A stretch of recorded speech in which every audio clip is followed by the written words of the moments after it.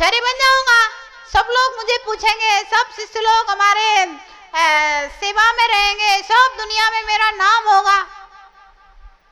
अहंकार की भावना, मैं बहुत अच्छा वक्ता हो जाऊं, चारों ओर जहां बोलूं वहीं लोग मेरे पीछे पड़ जाएं। अप्रशस्त। एक है जिन धर्म की प्रभावना हो, जिन धर्म की प्रभावना हो, मेरे अंदर ऐसी क्षमता हो, मैं जिन शासन की स्थापना करूं। दर्शन विशुद्धि भावना मानने वाला मालूम क्या सोचता है, हे भगवान ऐसी क्षमता हो जाए, सब जीवों को समझा दूं, सब जीव मोक्ष मार्ग में लग जाए। एक ये भावना है। दूसरी भावना, मैं ऐसा प्रवचन करूं सब लोग मेरी तारीफ करें। दोनों भावनाओं में बहुत बड़ा अंतर है। एक और जन कल्याण की भावना, एक और जन कल्याण तो बहाना है अपने नाम की, अपनी प्रभावना की भावना। एक और जिन शासन की प्रभावना की भावना, दूसरी ओर अपने नाम की, अपनी फोटो की प्रभावना की भावना। तो जहां निज के फोटो की और निज के नाम की भावना है ना, वहां पर समस्या खड़ी होती है। और जहां जिन शासन की प्रभावना की भावना है, वहां कहां समस्या है। जिन शासन की प्रभावना की भावना, मैं भी करूं, तुम भी करो, तुम भी करो, सब करें, क्या दिक्कत है। लेकिन मेरे नाम की प्रभावना होना चाहिए, तो इस ढंग की नसिया में जो भी होगा सब मेरे नाम से होना चाहिए। ये अप्रशस्त निदान भगवती आराधना और मरण कंडिका ग्रंथ में कहा गया है। अब चलते हैं भोग निदान की ओर, क्योंकि हमारा जो मूल विषय है ये प्रशस्त और अप्रशस्त निदान का नहीं। कभी कभी अप्रशस्त निदान में अति हो सकती है, बाकी प्रशस्त निदान में तो कसायों की मंदता ही होती है। अप्रशस्त निदान में कदाचित कसायों की तीव्रता भी हो सकती है। कैसे हो सकती है? जब श्वेतांबरों के आचार्य स्थूलीभद्र थे, जिस समय विशाखाचार्य 12 वर्षों के बाद दक्षिण भारत से वापस लौट करके आए और उन्होंने देखा कि अब ये मुनिचर्या नहीं रही। पंडित साहब वस्त्र धारण कर लिए हैं, लकड़ी लेकर के श्रावकों के घर से भोजन ला करके अपने स्थान पर एक टाइम नहीं 2 टाइम भी खा लेते हैं, और अपने स्थान में मटकी का पानी रखा है तो 4 टाइम और 6 टाइम भी पी लेते हैं। तो उन्होंने संबोधन दिया कि भैया अकाल के समय आपने ऐसा किया है, अब तो सुकाल आ गया है और पुनः छेदोपस्थ अपना चारित्र धारण करना चाहिए। पुनः आप प्रायश्चित और दीक्षा के द्वारा पुनः मुनि पद धारण कीजिए।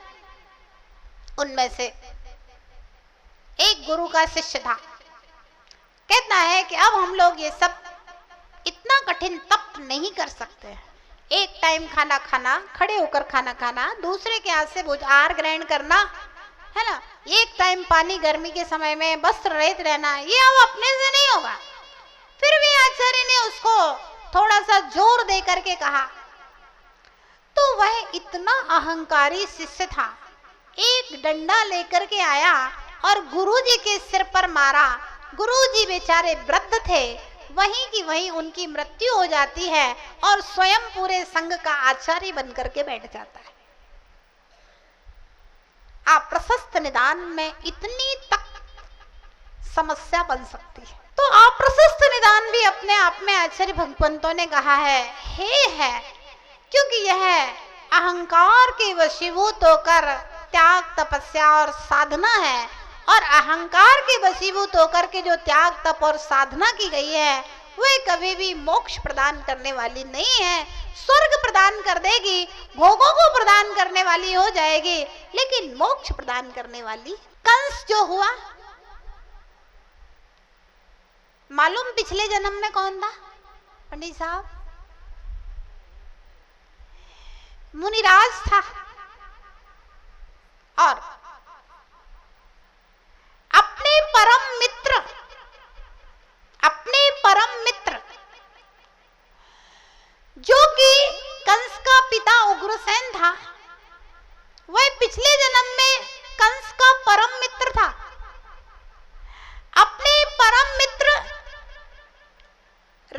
था उस समय में, हुआ ये कि कंस और उग्रसेन राजा दोनों बचपन के मित्र थे। बचपन के मित्र थे तो उग्रसेन राजा राजपुत्र था और ये कंस उसी के साथ में कोई साधारण मंत्री पुत्र या जो भी रहा हो। बचपन में साथ पढ़ा करते थे तो उग्रसेन थोड़ा सा कंस को परेशान किया करते थे, राजपुत्र थे। तो जब पिताजी ने संन्यास लिया तो उग्रसेन राजकुमार थे उस समय, राजा बने। राजा बने तो ये जो इनका मित्र था सोचता है पहले ही परेशान करता था, अब तो राजा बन गया और परेशान करेगा, संन्यास ले लेता है, मुनि बन जाता है। एक दिन उन मुनिराज के दर्शन राजा उग्रसेन को हो गए पिछले जन्म में, और उनको लगा कि भाई परम मित्र है अपना और इसको अपने राजमहल में आहार कराना चाहिए, और तो अपन क्या दे सकते हैं। उन्होंने कुछ भेंट देना चाहे तो मुनि ने कहा अपन ये सब चीजें रखते नहीं है, परिग्रह के त्यागी है, तो हमारे राजमहल में आहार हो, ऐसी भावना से। और कंस जो मुनि महाराज थे वो 1 महीने में एक बार आहार के लिए उठते थे। तो राजा ने पूरे राज्य में समाचार ढिंडोरा पिटवा दिया कि कोई भी व्यक्ति मुनि के लिए चौका नहीं लगाएगा, सिर्फ राजमहल में चौका लगेगा। ये भावना बुरी नहीं थी, भावना अच्छी थी, है ना, अच्छी भावना थी। मेरे राजमहल में आ रहा हो ये भावना थी, बुरी भावना थी नहीं थी, कष्ट देने की भावना नहीं थी। और जब कंस मुनिराज थे वे जब आहार के लिए निकले, 1 महीने बाद आए आहार के लिए, और उसी समय राजा के राजमहल में हाथी बिचक गया। यहाँ मुनिराज का आगमन हुआ, यहाँ पड़गान छोड़ के जाना पड़ा। तो मुनि घूम घाम करके वापस चले जाते हैं, कोई चौका नहीं लगा, वापस जंगल की ओर। फिर 1 महीने के लिए ध्यान में बैठ गए, फिर 1 महीने बाद आए, तब भी राजा का वही आदेश था। राजा ने अपना चौका लगाया और पड़गान के लिए खड़ा था। उसी समय राजमहल में आग लग जाती है और ये आग बुझाने के इंतजाम में जाते हैं, और वहां मुनिराज भ्रमण करके 3रा महीना हुआ। वे कंस मुनि महाराज जो थे 3रे महीने में आहार के लिए आए। 3रे महीने में भी राजा ने चौका लगाया था राजमहल में, पड़गान के लिए भी खड़ा था, लेकिन कोई बहुत जरूरी अनहोनी घटना घट जाती है जिसको संभालने के लिए उसे जाना पड़ता है।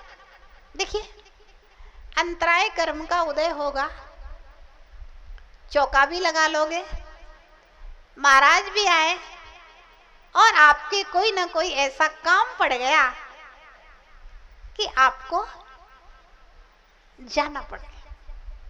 इसलिए किसी दूसरे को रोकना नहीं चाहिए। क्या पता मेरे अंतराय कर्म का उदय है, दूसरे का पुण्य का उदय है, उसके घर में आहार हो जाए, हमारे यहाँ ना हो, ऐसा भी हो सकता है। नहीं तो लोगों को लगता है यार तुम चौका लगाओगे तो हमारे यहाँ थोड़ी ना माताजी आएंगी, माताजी तो तुम्हारे यहाँ जाएंगी। अरे वही ऐसा थोड़ी ना होता है कि तुम्हारे यहीं जाएंगे, कहीं भी जा सकते हैं, कहीं भी विधि मिल सकती है, कोई भी साधु। अब क्या हुआ, वे महाराज वापस जंगल की ओर जा रहे थे तो उनका शरीर एकदम जर्जर हो गया। 4 महीने हो गए, क्या कहलाते हैं 4 महीने उपवास हो गया। तो नगर निवासी लोग चर्चा कर रहे थे, क्या कितना दुष्ट राजा है, ना तो स्वयं मुनि को आहार देता है और ना नगर में किसी को देने देता है। राजा की ओर से सख्त आदेश है कि नगर का कोई भी व्यक्ति मुनि को आहार नहीं देगा, मैं ही आहार दूंगा, है ना। और खुद भी आहार नहीं दिया। 3 बार महाराज आकर के आज वापस जा रहे हैं और कितने दुर्बल मुनिराज हो गए हैं, कितना कष्ट है बेचारे महाराज को, और राजा कितना दुष्ट है। ये शब्द कानों में पड़ गए। क्या सोचने लगे? देखो तो सही, बचपन में था तब भी परेशान करता था, और अब संत बन गया हूं तो पूरी अपनी प्रजा को आदेश दे दिया है कोई भी आहार नहीं देगा, और खुद भी पड़गान करके आहार नहीं दे रहा है। लोगों को बहाना बनाता है मैं आहार दूंगा इसलिए कोई ना दे, और खुद भी आहार नहीं देता है। देखिए कभी कभी गलत फहमियां भी बहुत सारी हो जाती। गलत फहमी थी, गलत भावना नहीं थी राजा की, लेकिन मुनिराज को गलत फहमी हो गई, और कंस सोचता है अगले जन्म में मैं इसकी हत्या करूंगा। उसी समय दुर्बलता के कारण एक पत्थर की शिला के ऊपर गिरते हैं, ब्रेन हेमरेज हो जाता है और समाधि पूर्वक मरण होकर के मृत्यु को, और भविष्य में वह राजा उग्रसेन बनता है और उसका पुत्र वे मुनि महाराज कंस बनते हैं। उस समय का किया हुआ निदान, हिंसा का निदान, हत्या का निदान पुत्र बना करके पिता की हत्या करवाता है।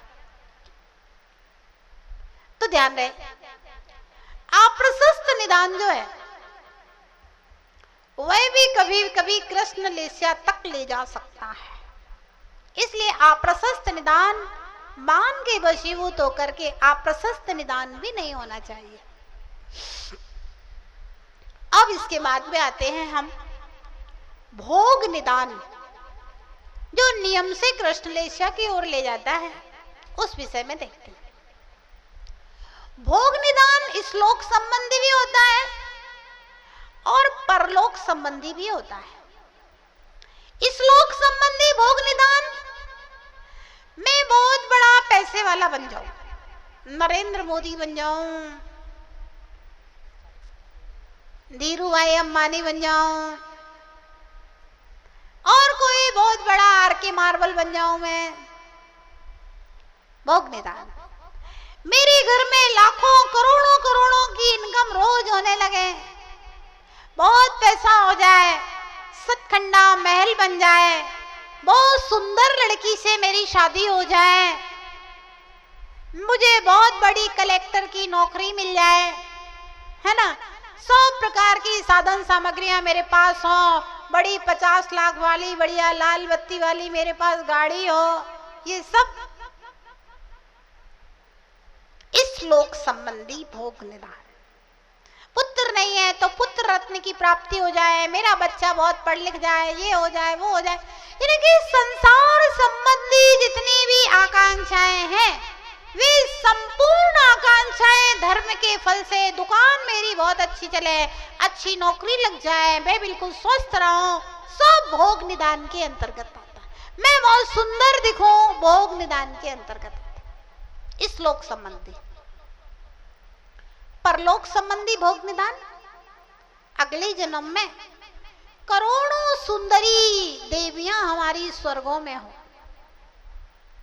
इंद्र पद मुझे प्राप्त हो, राज्य पद मुझे प्राप्त हो, 6 खंड का अधिपति हो जाऊं, 96,000 सुंदरी स्त्रियां मेरी महारानियां हो, 84 लाख हाथी और 18 करोड़ घोड़े मेरे पास हो, 32,000 मुकुटबद्ध राजा मुझे प्रणाम करें, अगले जन्म में सुंदर रूप मिले मुझे, सब कुछ सुंदर हो, बहुत पैसे वाले घर में मेरा जन्म हो, बहुत पैसे वाला ससुराल मिल जाए। ये सब क्या है? भोगों की आकांक्षा, निरंतर भोगों की आकांक्षा, निरंतर भोगों की आकांक्षा। कभी स्पर्शन इंद्रिय के विषय में तो ऐसी मिल जाए, प्रकृति ऐसी हो जाए, है ना, स्त्री मिल जाए, अच्छा पति मिल जाए, भोग निदान। रसना इंद्रिय के विषय में हमेशा मुझे अच्छा अच्छा खाने को मिले। शुभम चक्रवर्ती खाने के पीने के चक्कर में ही तो मारा गया था। वे जो रसोईया था रसना इंद्रिय का लोलुपी शुभम चक्रवर्ती, तो उसने कहा खाने पीने का बहुत शौक है और वो अच्छा बढ़िया फल लेके आया था। खाया, हाँ क्या स्वादिष्ट फल है, कहाँ मिलते हैं ये फल? तो कहा समुद्र के वहां टापू पर इसके बहुत वृक्ष हैं, चलो ले चलते हैं, साथ में ले आना। और भोग निदान के चक्कर में गया था और बीच में फंस गया, समुद्र में ही जहाज डूब करके सप्तम नरक को गया। भोग निदान बहुत खतरनाक। भोगों का निदान जब होता है तो आदमी अच्छा बुरा कुछ भी नहीं देखता। ज्यादा बताने की जरूरत नहीं है। भोग निदान के विषय में तो आप लोग टीवी सीरियलों में देख लो, अखबारों में पढ़ लीजिए। भोग निदान, किसी को किसी लड़की से शादी करना है, उससे शादी नहीं हुई तो फांसी लगा लेगा, भोग निदान। किसी लड़की को किसी लड़के से शादी करना थी और नहीं हुई, मम्मी पापा ने नहीं करी तो फांसी लगा ली, जहर खा लिया, भोग निदान है ना। किसी को किसी से संपत्ति की आवश्यकता है और उसने संपत्ति नहीं दी, हत्या कर दी, भोग निदान। संपत्ति की चाह, किसी भी प्रकार की चाह, भोग निदान। इस भोग निदान से अलग होना, अछूते रहना बहुत कठिन काम है। राजा मुंज नाम का एक राजा हुआ, जिसके छोटे भाई के 2 पुत्र थे, शुभचंद्र और भर्तृहरि। दोनों पुत्र बहुत पराक्रमी थे। एक बार राजा मुंज अपनी सभा में बैठा हुआ था, एक व्यक्ति आया और बोला, राजा मुंज की सभा में कौन ऐसा शक्तिशाली है जो मेरे गाड़े हुए दंड को उखाड़ करके बता दे। राजा ने आदेश दिया, कौन व्यक्ति ऐसा है जो इसके गाड़े हुए दंड को उखाड़ के बता दे। सब लोगों ने क्रम से, यहां तक कि सेनापति मंत्री जो भी थे, सब ने क्रम से उखाड़ने का प्रयास किया, लेकिन वह दंड नहीं उखड़ा। राजा मुंज स्वयं खड़ा हुआ दंड उखाड़ने के लिए। तब तक छोटा भाई बीच में बोले, भैया आप अभी रहने दो,